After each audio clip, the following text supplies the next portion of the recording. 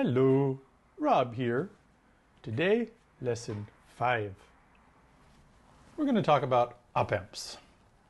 Now, if you saw the clever little animation of my breadboarding itself like magic, you may have noticed as the probes came out, probe number 2 and probe number 3 saw things that we hadn't seen before. What made those things possible? Op-amps. Let's talk about op-amps. Here's one right here. Actually, it's a dual. This has 2 op-amps in it. They're practically perfect for our use. They are video speed. They run in a 5-volt world. This is unheard of. Back in the day, you had to have plus or minus 12, maybe plus or minus 5 to make an op-amp really perform. The schematic for an op-amp looks vaguely familiar.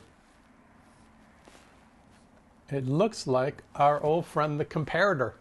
Well, they share features. They have what we call a differential input, non-inverting and inverting. And but what's particularly different is the output. In a comparator, the output really expects to slam high and slam low. That's it. There's no in between. In an op-amp, it's an amplifier. The output can be everywhere in between, and this is very helpful. And there's some magic things that an op-amp can do. And as I said before, I like simple rules that you can remember, that I can remember, that tell you how to use the thing. In fact, let's change these puppies around. Let's put the inverting on top and the non-inverting on the bottom.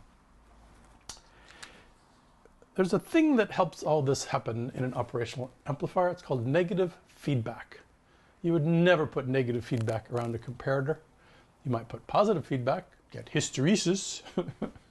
I won't talk about that right now. But in an op-amp, you can do something really wonderful by thinking about the following rule. Let's put a feedback resistor, negative feedback. Let's put another resistor here. Here's the simple rule. When an op-amp is functioning, these 2 inputs are the same. That op-amp will kill itself trying to make those 2 inputs the same. Oh, why is that good? Well, first of all, I'm going to introduce us to a world that has plus and minus 5 volts. We've been living in that little 5-volt world. We'll live there for a while longer. I'm going to come up with a simple, effective, and inexpensive plus and minus 5-volt power supply for y'all.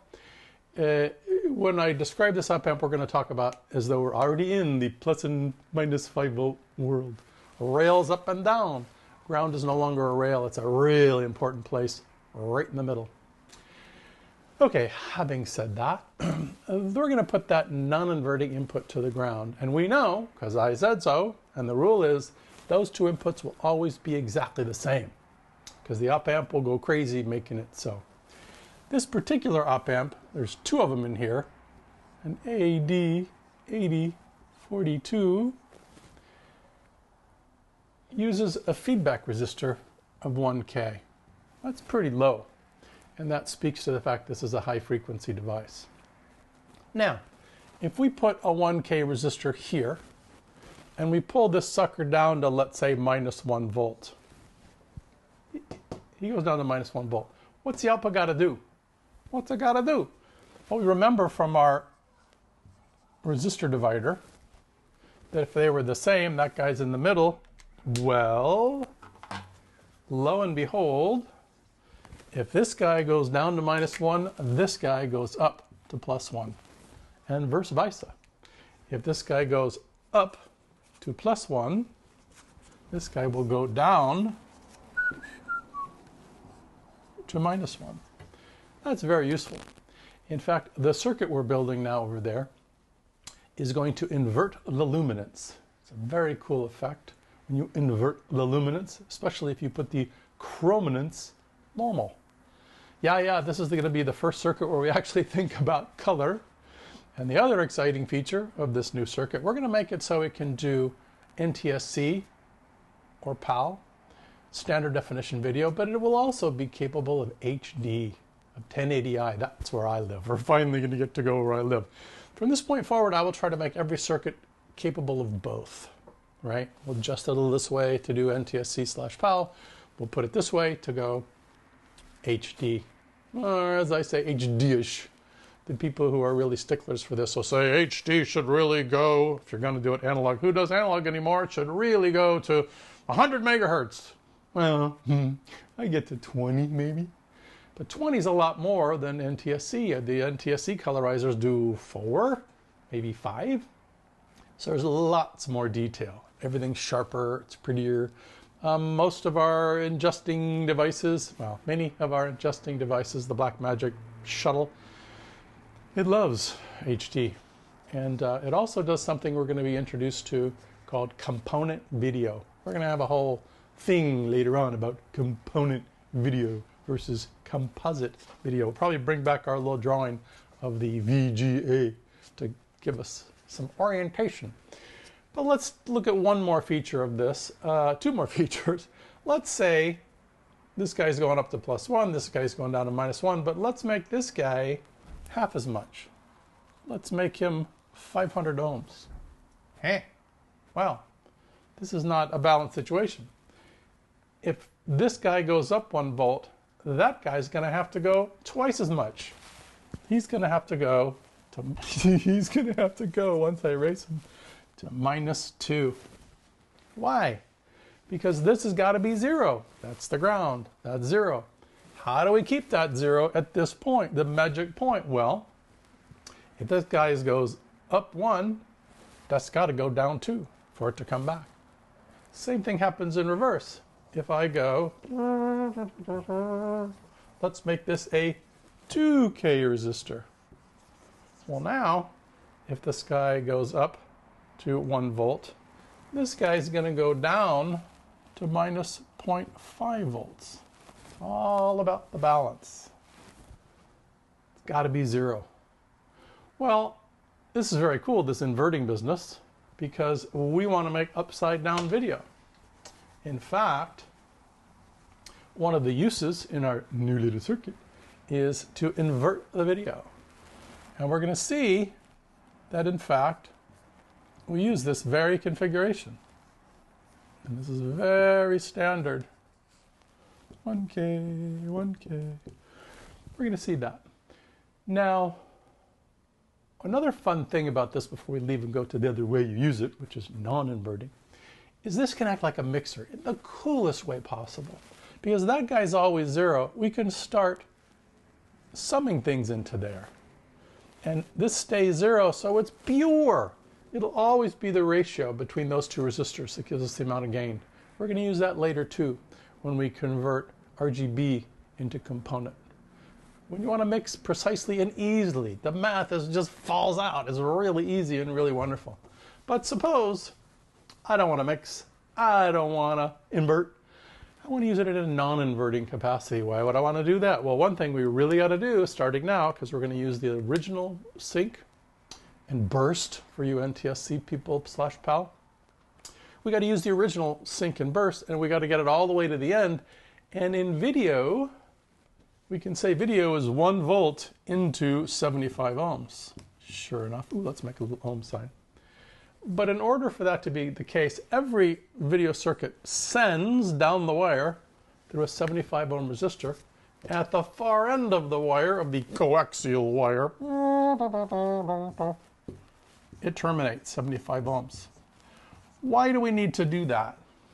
Well, it has to do with the characteristic impedance of the cable. What the hell is that? Well, because we're not doing audio, audio's down low, it's easy, you can do telephone over a pair of wires, it's very simple. We're going to go up to the high frequencies, some things happen. Suddenly things like capacitance are a factor, inductance, which we're hardly even going to talk about, is a factor. So if I want to get good, wide frequency, flat signal from here to there, I got to do something a little different. I have to use this 75 ohm cable. And what that means is, if I'm the cable and I look to that end of the tunnel, I better see 75. And if I look to that end of the tunnel, I better see 75. And everybody's 75, and it's good. If I don't, golly, a cheap and dirty way to pick up a volt of video is to not terminate. Okay, for a little short wire, Okay, so that wire gets longer and longer. That end that's not terminated is going to whip. And you're going to get spikes. Are spikes cool? They make sharpness in video? Yeah. Are they bad because they can get down into the sink and confuse your projector and it goes, that's not sync, I don't know. Yeah, it's a problem. So we have to be a little more careful with our video when we're going to send wire over to that projector over there or something like that. So we better terminate. So like I say, every video sends with the 75 ohms and 2 volts starting out all the way over here to 75 ohms to get our good old 1 volt. That's why the whole 75 ohm thing, okay? Well, I got to get 2 volts of video. In our first circuit, we didn't care. We weren't even using the original video. We were picking off the sink, making our own sink, picking off the luminance, making our own luminance. Now I want to use that original because I don't want to have to make it up, especially with the burst and such. Hoi! HD video is going to have something else bizarre. Tri-level sync. Where do you see that? I've never seen it. It's really wicked looking. I'll try to explain why they went to that. It's so funny that it's all digital now and who cares. But for a while, HD was analog and it really mattered. And the precision of sync, yada, yada, yada. Okay. So we need 2 volts. We need some gain. Well, we love the fact that video is going to get turned upside down. In fact, let's take a quick second look at that. Here's our normal video. And if you saw that cute little video, let's do it in a different color, showing the breadboard building itself like magic. The last thing we saw, let's see if I can do it, was upside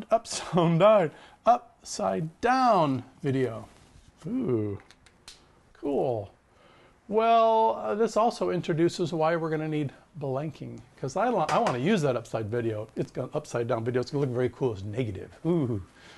But I sure as heck can't use that sink. No. In fact, I'm going to have to come back down to this sink. And if I don't, oops, come back down. That video is not going to work. It's not going to make anybody happy. So anyway, that's why we're going to flip it over. And that's why the 2 things we need to do are double it and flip it upside down. Well, we got the flip it upside down part because of the lovely ability of an op amp to invert. How are we going to use it so it doesn't invert? Well, the same rule applies. Oh, not red, let's use black. Red is for enhanced viewing. Let's go back to Monsieur op amp.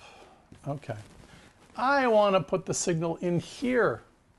That was the ground in the other configuration. Okay. But these signals are going to stay the same. Okay. Well, let's put a 1K resistor here. There's our good old feedback resistor. Let's, for the moment, not do anything else. Okay. So if I go 1 volt here, that guy's got to go to 1 volt. They have to be the same. They don't have to be the ground. They have to be the same. Well, the only way, if that guy goes to 1 volt, for this guy to go to 1 volt, that guy goes to 1 volt. That's it. That's not inverting. This is a buffer. You'll actually see this configuration where you don't need any gain. I just need a buffer. In this case, I need gain. Ooh, how am I going to get the gain? Well, we're going to play that trick kind of like we did before with a resistor divider, a voltage divider. We're going to put a resistor down here to the good old simple ground. Okay. So I'm going to go up to 1 volt, right? And I know this guy has to be 1 volt. Well, heck fire, as we remember, if that guy's 1 volt there, he's in the middle, that guy's got to be 2K. No! 1 volt, 2 volts. This guy's 1 volt, that guy's 2 volts. All right? So that means if I put in 1 volt here, this one's 2 volts. And I can get gain, all kind of gain, by making this resistor smaller and smaller and smaller. Because it's got to get bigger and bigger and bigger to keep that sucker the same volt, the same input voltage. Very useful. Those are the 2 ways we're going to use op amps.